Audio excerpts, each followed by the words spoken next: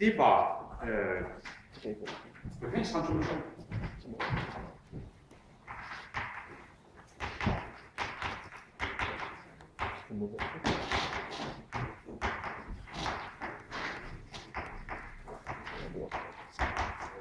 Og det var sektion 3, så vi kan huske.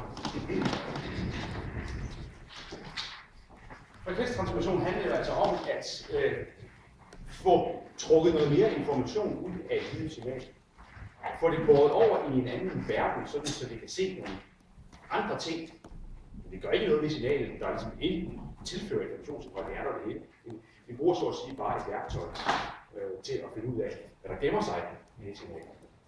Vi kigger nemlig på det signals indhold af toner eller frekvenser. Og det gør vi med det værktøj, der hedder Fourier, eller rettere sagt det værktøj, som Fourier udviklede.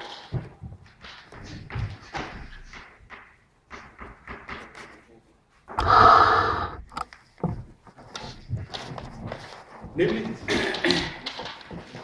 en matematisk formalisme, kan man sige, men i hvert fald en kobling mellem en tidsverden og en frekvensverden.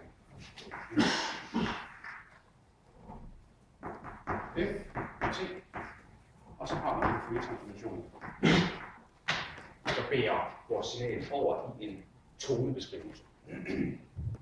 Og det gør vi på den her måde. Det der, det er signal X i toneverdenen. Og der skal I huske, at når vi opererer med signaler beskrevet ved hjælp af toner eller frekvenser, der er det brugt store bogstaver. Det så vi også med plads, det ser vi også med sæt, og altså her med Fourier. Som argument til det her, der står ikke tone, nej, der står J omega. Omega, det er en frekvens, eller det er en frekvens gange med 2i. Så er det en frekvens. Så står der J foran, det betyder, at det bliver lidt pludselig her.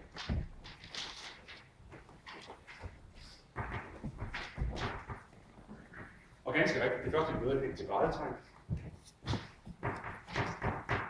X og t er signalet. Ganget med en eksponentiel funktion opløftet i j, omega t, dt.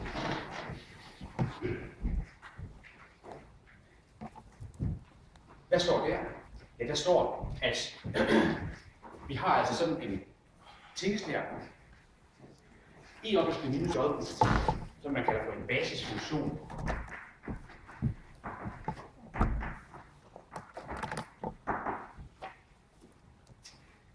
Det er en kompleks eksponentiel funktion.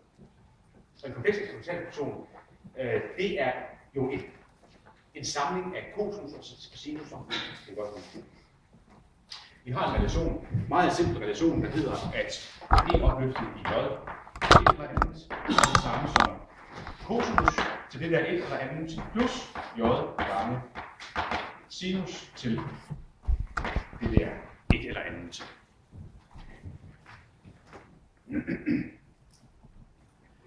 Så snart man ser sådan en kompleks eksponentiel funktion, så skal man i det samme tænke, ja, det er noget med nogle toner, nogle kosinusser og nogle sinusser. Det er måske lidt mere kompliceret end bare en enkelt tone, men det er ikke desto mindre en tone med den samme frekvens. Kosinus til theta, sinus til theta. Men det er så, vi har to af dem. Vi har 90 grader basiskudt, og det ene har fået gang i j på.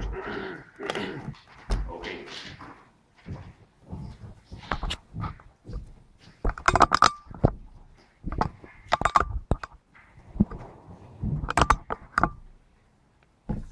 Den tankegang skal vi bruge, når man forsøger at gennemskue den her formel. Fordi, hvad er det, der står? Jo, der står, at vi har et signal, som vi ganger en tone på. Komplekse leje, kosinus og sinus leje. Men vi har et signal, vi ganger en tone på. Det vil sige, vi måler så at sige, hvor meget det her x og t, det ligner den der tone. Okay? Hvor meget ligner signalet 300 Hz? Okay, så meget. Hvor meget ligner signalet 50 hertz. Så meget. Og det der, så meget, eller så meget, det er jo så det, der kommer ud her på venstre side.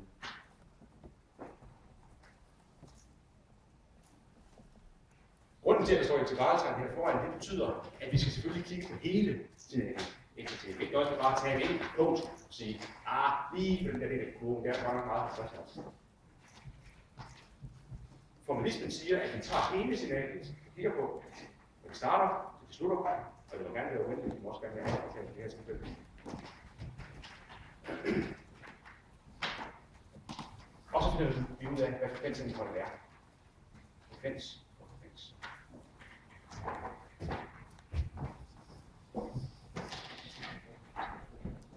Vi ser to ting omkring det her. Vi ser for det første, at Fourier-transformationen her tilsyneladende er en special case af Laplace-transformationen.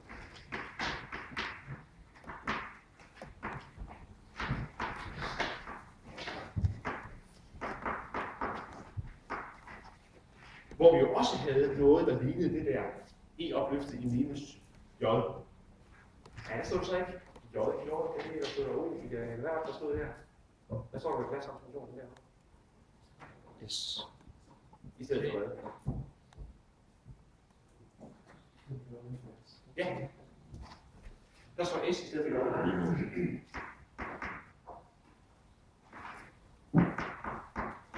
Så definerer man en generel kompleksvariabel S, som har en reel del, sigma, og en imaginær del, omega. Helt samme linje, helt samme udtryk, helt samme måde at regne til. Og i det øjeblik, vi i Laplace-transformationen sætter realdelen i 0, ja, så kan det kun være én ting, nemlig at bevæge sig op og ned på imaginær-aksen, omega-aksen, og det er så præcis Fourier-transformationen på et tidskontinuert signal x.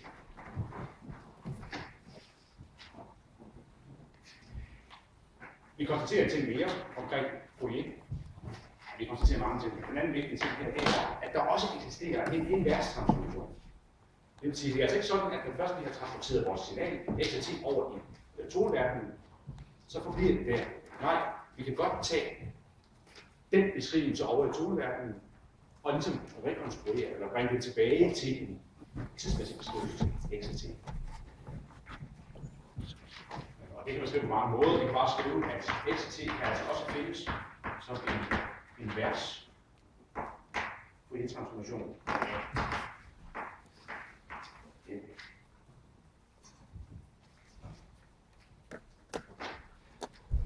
og det kan I jo tænke på den måde, at det minder om en Fourier-serie opsplitning af et signal. Vi har nogle toner. Vi har nogle amplituder.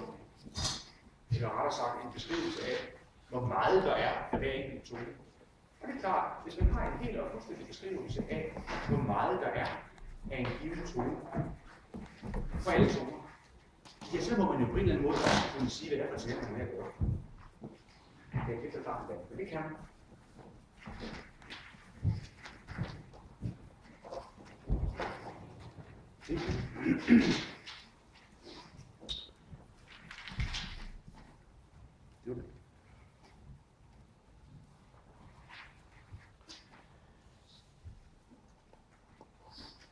Det var Fourier på tidskontinuerligt signal.